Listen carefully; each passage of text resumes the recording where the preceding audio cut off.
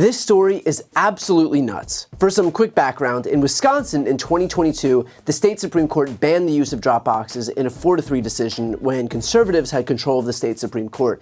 Then liberals took control of the state Supreme Court in 2023, and the question of ballot boxes were again brought to the state Supreme Court in 2024, only this time the justices ruled 4-3 in favor of allowing cities to use drop boxes. The cities weren't mandated to use drop boxes, but they were allowed to do so if that's what the clerks decided to do. Now, we zoom into the relatively small city of Wausau, Wisconsin, home to about 40,000 people. The clerk there, Caitlin Bernard, opted to allow the use of a drop box. It was set up in front of the city hall and was awaiting installation when this week it vanished. That's because the Republican mayor of the city, Doug Dinny, decided to put on a hard hat and a public works jacket and literally wheel the drop box away. He ultimately took it to his office and said, "This may seem a little silly," referencing the hard hat, "but I was memorializing the event because I was taking a stand that this decision by the state Supreme Court is not clear." Now, let me be clear. The decision by the state Supreme Court is 1,000% clear. This summer, the Wisconsin State Supreme Court ruled to allow the use of ballot drop boxes in the 2024 election. Local elections clerks were empowered to set up and maintain the location of the drop box and decide on where it went. That's it.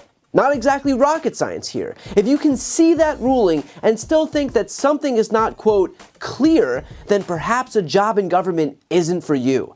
Dinny, the Republican mayor, has said that he moved the drop box to his office because he believed that the city council should decide whether the city should use it. Quote, "My position is that the city does not need one. Only, it doesn't matter what Dinny's position is, nor does it matter what the city council's position is, because the power wasn't vested with the city council or the mayor, it was vested with the election clerk, who did decide to allow a drop box. In fact, the clerk had already mailed 4,000 ballots to residents last week with the instructions that included telling them that a drop box was available for use, meaning that residents were given adequate notice that they could use the drop box, but because this guy literally stole it, wheeling it to his office, now they're left without a clear understanding of how to cast their ballots. In effect, having their ability to vote be put at risk, or worse, stripped away, because this partisan hack decided to unilaterally rewrite the rules in defiance of the state Supreme Court. All because he's either too stupid to understand their ruling or too obtuse to care.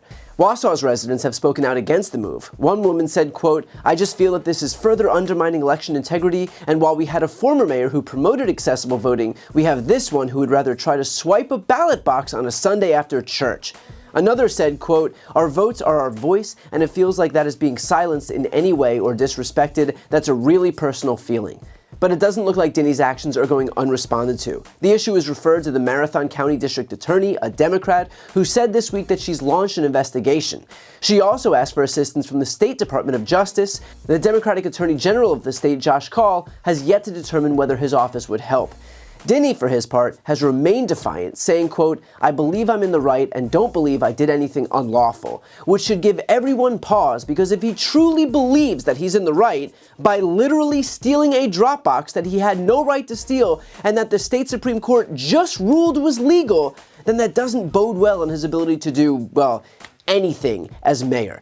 Imagine I walked into a Pizza Hut and said, "I believe I have the right to take all the money in this register." You know what the cops would say? They would say, "I don't care what you believe. I'm not here to humor your fairy tales. You are going to jail." And yet, this is a recurring theme among Republicans. They decided that because they want to exist in a separate plane of reality, that they're then somehow entitled to impose that alternate reality onto the rest of us.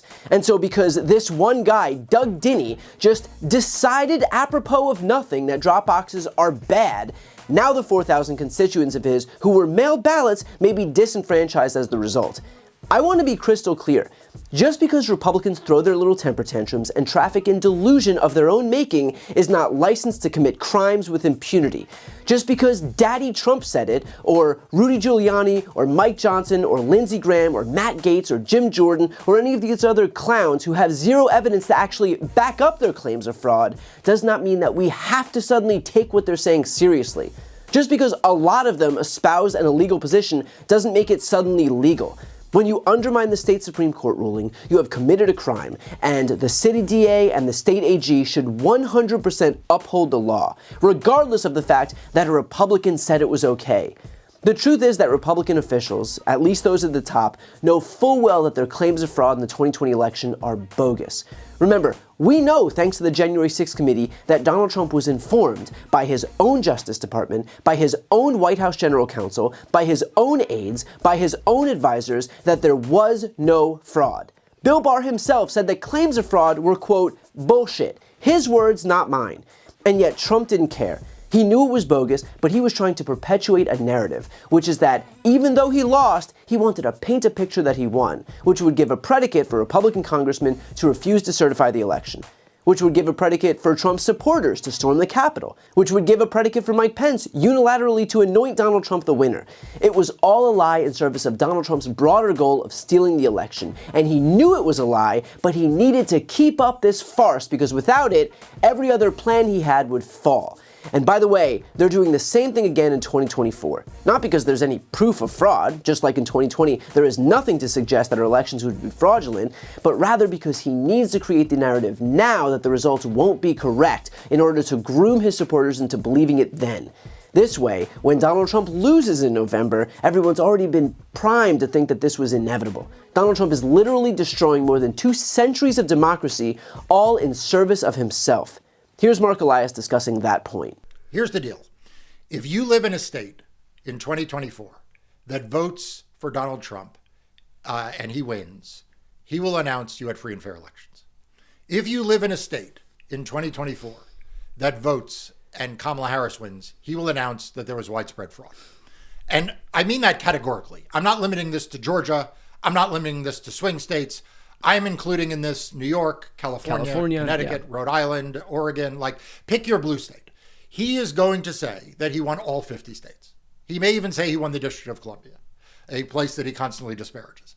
But he is never going to acknowledge that he is unpopular. He's never going to acknowledge that he lost an election anywhere.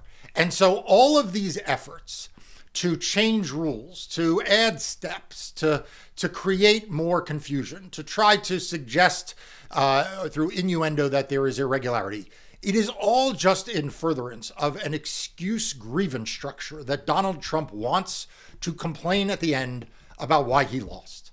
It will never be in vogue or invoked if he wins. It's not about the Constitution. It's not about the law. It's not about the voters. It's about this very small, demented man's ego. So look, as far as the city of Wausau is concerned, I don't know if the mayor, Doug Dinney, is part of that group of bad faith Republicans who know better, but who decided that if they just throw a temper tantrum and pretend that any loss was fraudulent, that they can get their way, or if he's part of the group of foolish Republicans who've been conned by the first group into believing their lies. But either way, he is not entitled to his own set of laws because he's either too corrupt or too stupid. We cannot decide as a society that because a small faction of idiots traffics in fairy tales of their own making, that we owe them some deference. We don't.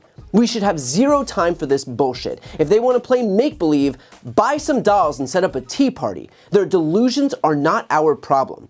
So my sincere hope, not as a partisan, but as an American, as somebody who values the very concept of democracy, is that this mayor is punished to the fullest extent of the law, and that this situation serves as a warning to other Republican officials across the country who've decided that they found some sneaky little workaround against democracy, where if they win, and if they lose, they can just claim fraud and pretend they've won anyway, and refuse to allow any certification. You are not 6 years old. You don't get to cry and get your way. We live in a democracy where the person with the most votes wins, not the person who stomps their feet and cries the loudest. If you don't like our system, find a banana republic somewhere to move to. I hear Russia is quite nice in the summer.